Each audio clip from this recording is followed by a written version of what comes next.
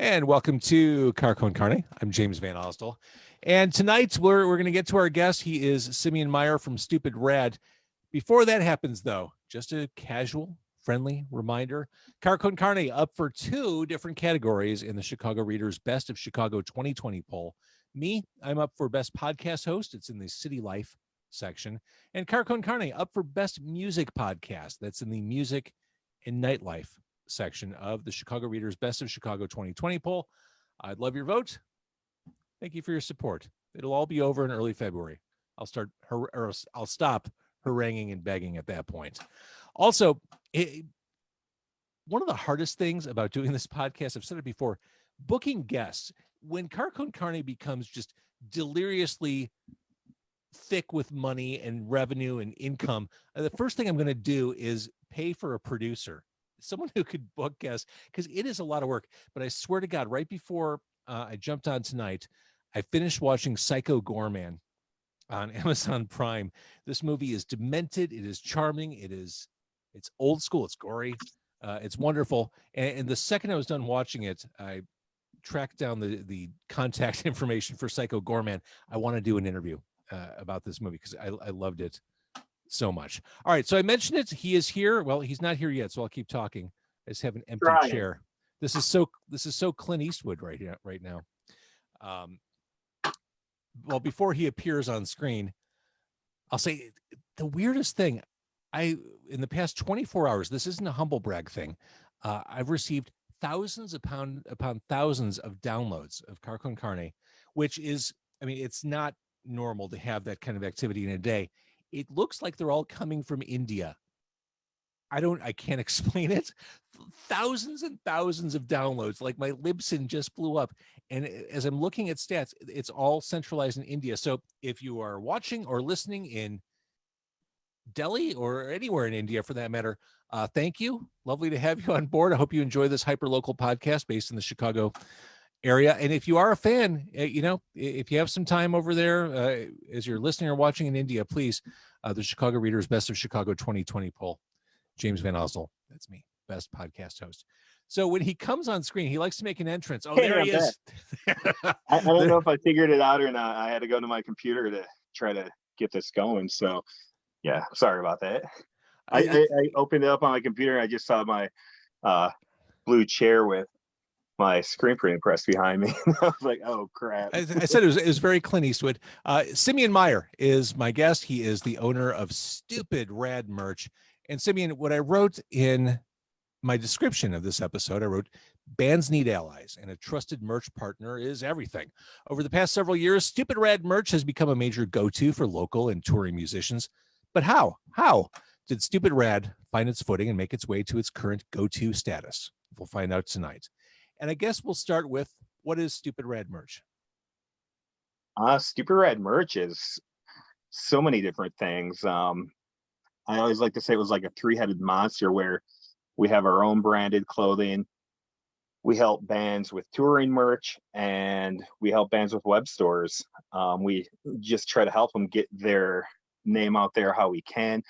And when it started, it was basically to get them touring merch to help finance them for, cheap to go out and tour and make some money for their art that they give to all of us, because as we all know, it's hard to be a local or even a nationwide, worldwide touring musicians and make money and a living off doing it. And it kind of was my thing to try to help that out. And I mean, the past year with touring musicians, that wasn't even a thing. So kind of had to navigate and find a new way to get things done. And it was a really trying year with all that, but I think we did all right. And I think that going forward from this, and hopefully, we'll be out of the pandemic sooner than later, and at least trying to get some music back out there so the musicians can tour and do what they love. So when did you start this whole concern, this whole thing, Stupid Rad? I was at a concert, and it was a pretty big concert at House of Blues a couple of years ago. And I was talking to one of the guys I knew from there, and he was touring worldwide with a independent label, but a very big independent label.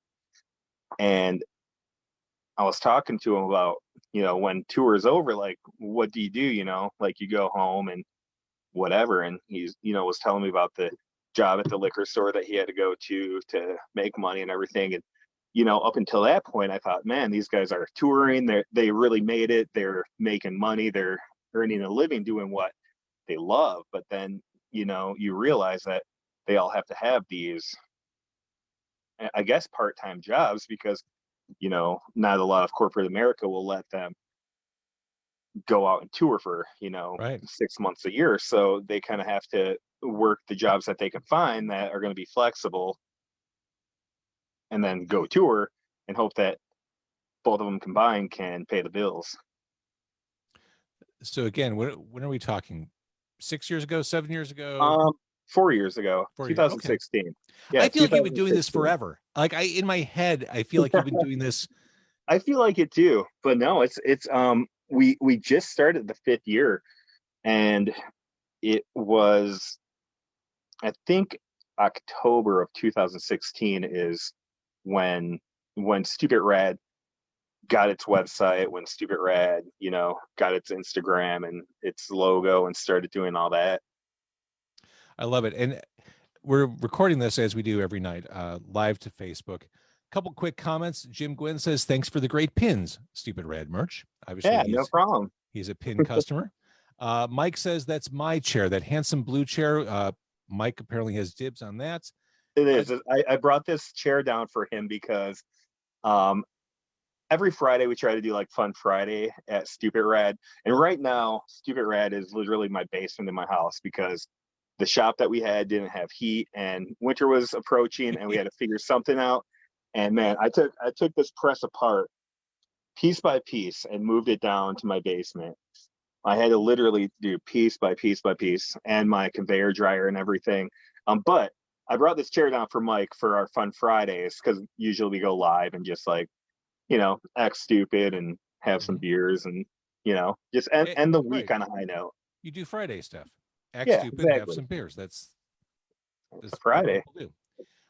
George asked a question, and it was something I was going to get to down the road, but it's right in front of me.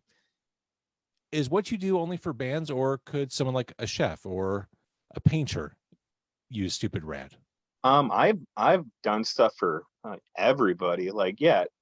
For the website and web stores, for the most part, it's kind of bands or like punk rock related artists.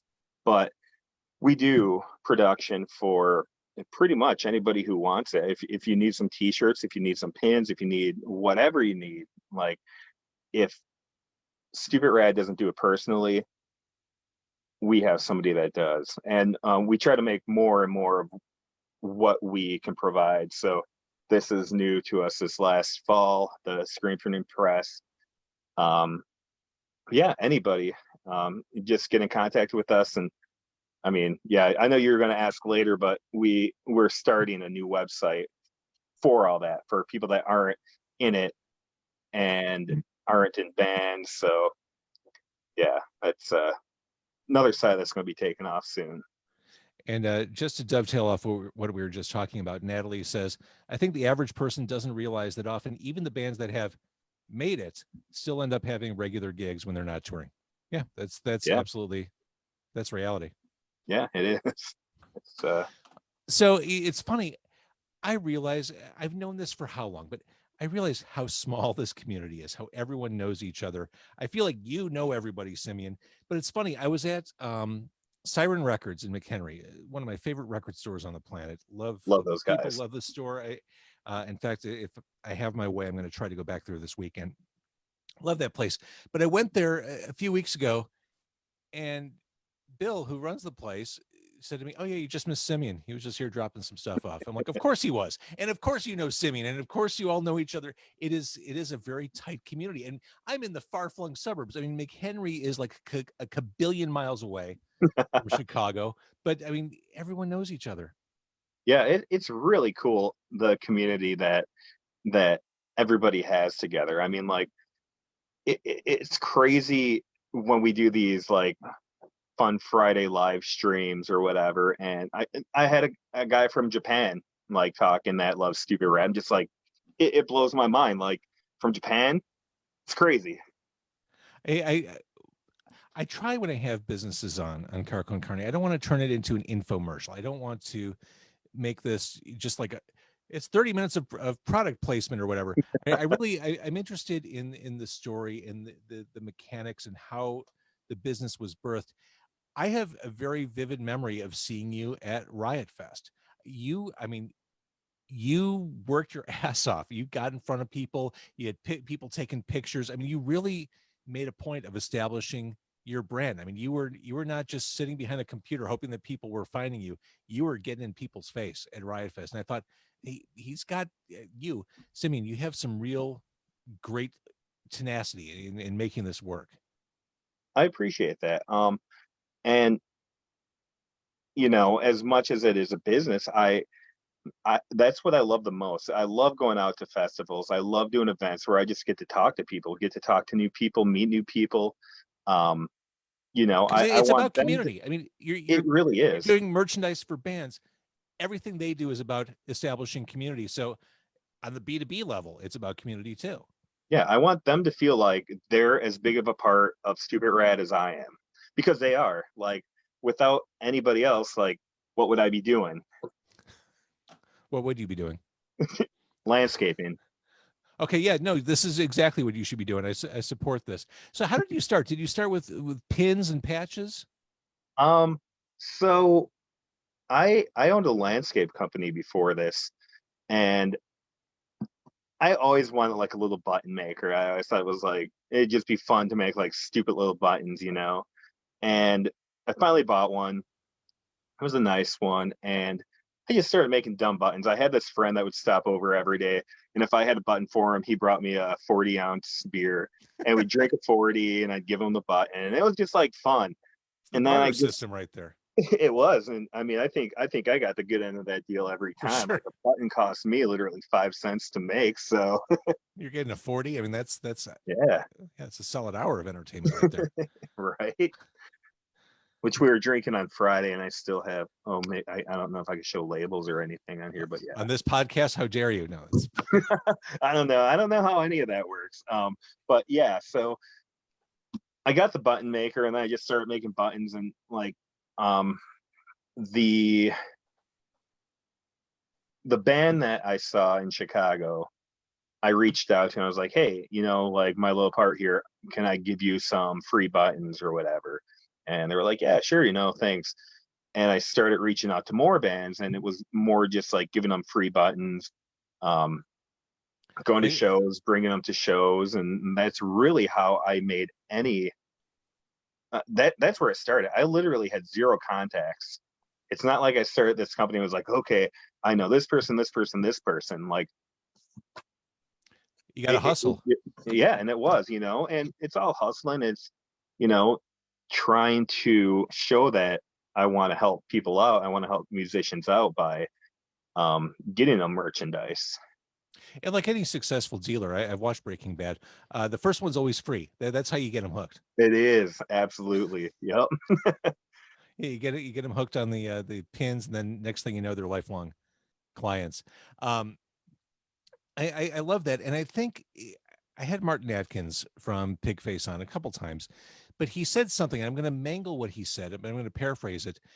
He talked about this idea of putting stuff out there, helping people further their needs, further their goals, assist them with their marketing needs. It all comes back to you. And I'm remembering that as I'm hearing your story about, hey, band, I like you, have some pins. Like it's in putting yourself out there for these people, it all comes back. It has that kind of ricochet effect when you do good by others, or so Yeah, it seems. it does. And I started getting known as the button guy, which was cool at first, and then I kind of was like, I don't really want to be the button guy anymore. So I started finding new outlets of merchandise.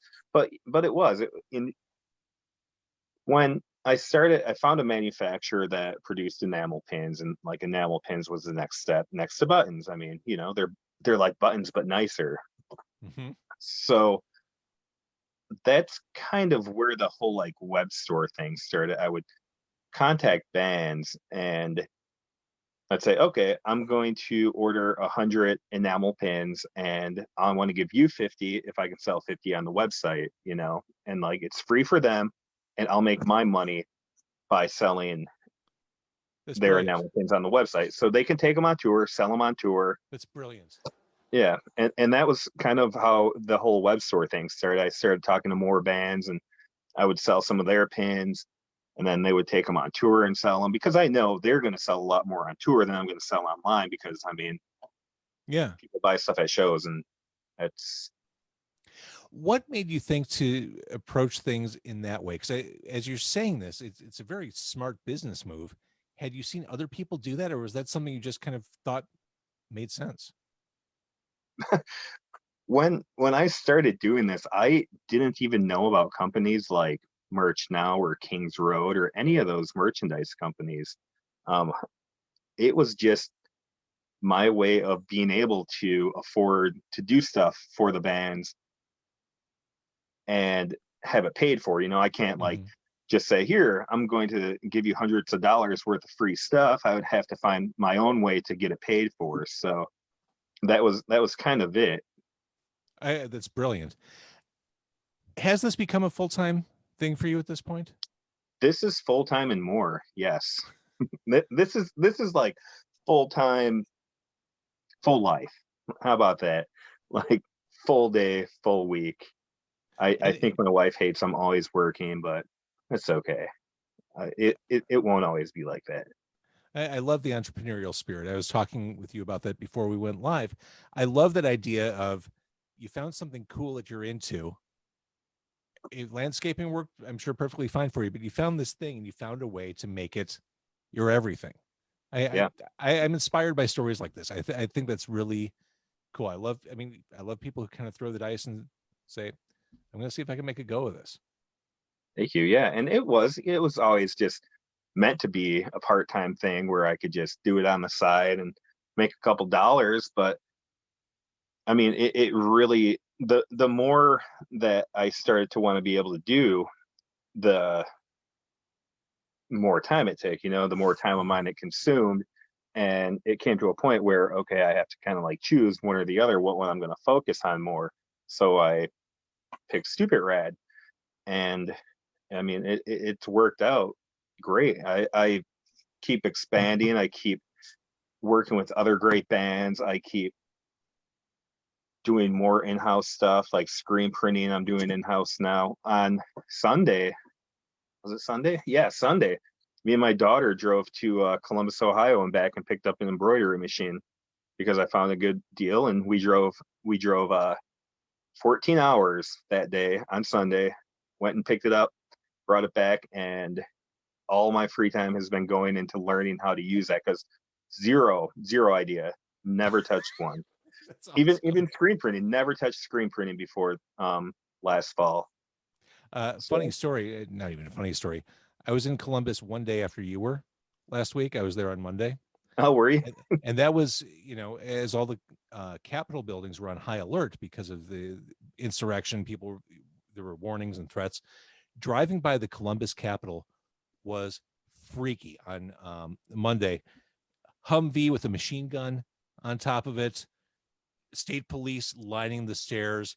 And I drove by at like 9 o'clock at night. It was a really freaky, chilling scene. Yeah, it feels kind of like a war zone, I bet. It's Uh just huh. like, yeah. It was I really went weird. I went to Kenosha the day after all the riots and protesting happened in Kenosha, and that was crazy, like going down there Uh-huh. and seeing. But the best part about it is just seeing the unity that the community had, that were just painting these murals everywhere. Like I love that so much. I I'm right mean, there there was with you. destruction, but I just love the unity and I love the people coming together and just coming That's why together. you're the right guy to do band merch. It all comes back to that word community. let's talk a little bit about some of those band alliances that you've struck. Masked Intruder, I think of when I think of you. I love Masked Intruder. Bad Cop, Bad Cop, Bomb Pops. I mean, a lot of really cool bands have. A lot of really cool bands, and I still don't even know how. Like, I love these bands, and it pretty much started with the Bomb Pops. Like, I reached out to them a couple years ago, and they were the first, like, I guess, like, Fat Records web store that I started. And from there, they were always so happy, and we got such a good bond growing that they would refer us. So when Bad Cop was in town in Chicago, I went, and my thing is when I don't, I'm not a salesperson. I hate to be that person that goes and like, hey, you guys need anything? Well, do I have you covered? I'm more of a, I get it. I get stacks of air fresheners for touring bands, like Stupid Rad branded air fresheners. I bring them to the tour because they sit in the van all day. Here's Brilliant. some here's some air fresheners for your van. If you ever need anything, hit me up.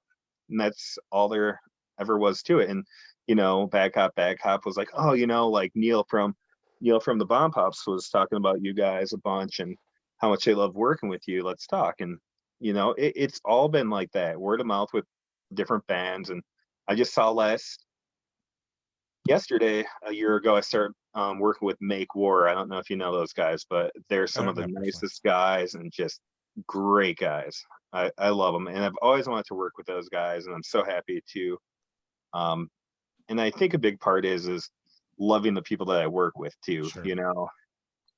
Being able to have this bond and just work with people I look up to musically, and yeah, it's great.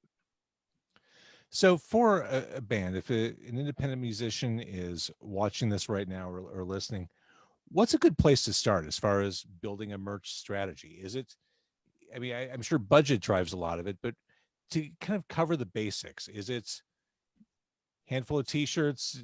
I don't even know how to begin if you're trying to build a merch strategy. So I think some of the best selling things are probably t-shirts, enamel pins, koozies. Koozies. Yeah, koozies. People love koozies because it's just a nice small merchandise item, and they get to drink their beer with it. So, I mean, you're at a show and it's pretty Yeah, cool. The koozie costs less than the beer does at most Chicago venues. I So, believe that. Yep. yeah. So stickers, always stickers. It's just like something that people will see and be like, "That's cool. I want that," and then they wear it and people see it. Um, yeah, I don't know. I've never thought about, but Do you have pricing on your website, or is it all kind of like, give me a call, we'll figure something out? How does that work? it's pretty much give me a call, we'll work something out. Hit me up, like DM on Instagram or It's so Facebook punk or rock. email. We do have like a page specified for like custom merchandise orders, and they like submit a request and get back to them. But that's where the new site's coming, and it's going to be based more towards pricing for different things that we offer. Um, and it's not going to be linked to the actual Stupid Rad site. It's going to be a Stupid Rad site. It's going to be Stupid Rad Customs, but it's going to be so I can. Sorry about that. I should grab some water, man. Ooh, throat. But it's going to be a site. So let's say I have. I don't know. I don't know where people work anymore. Let's say a podcaster's interested.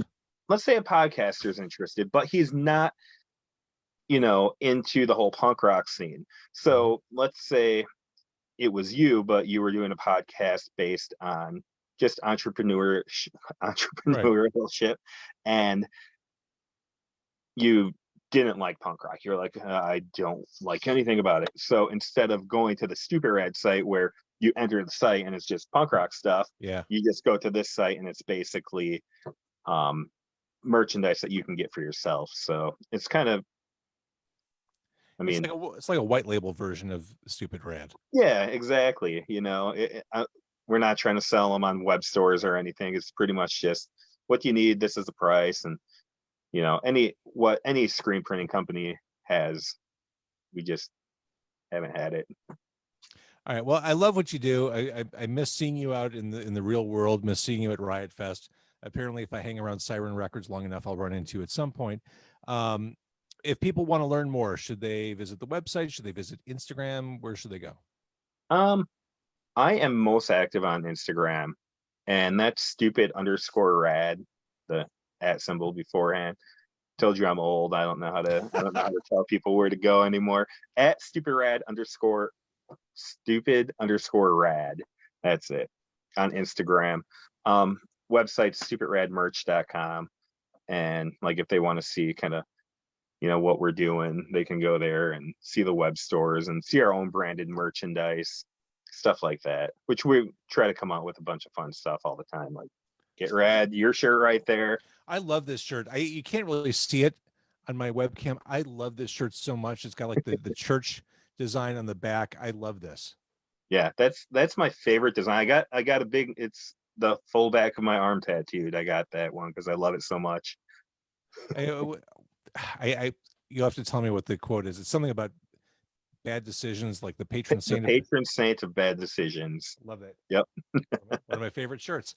Before I cut you loose, Simeon of Stupid Rad Merch, I want to close on this positive note. KJ, who's watching on Facebook, says, "You're so gorgeous, Simeon." Oh, thanks. I mean, how can you not agree with that? It's true. I mean, that's a fine way to exit, isn't it? Look at this. Look at that mane of hair and this big old beard going on now. You could hide stuff in that beard, like an anchor or a shoe, like a fish or like bone. Barbecue sauce or mayonnaise or whatever falls in it. I could do that with mine too, remarkably. Uh-huh.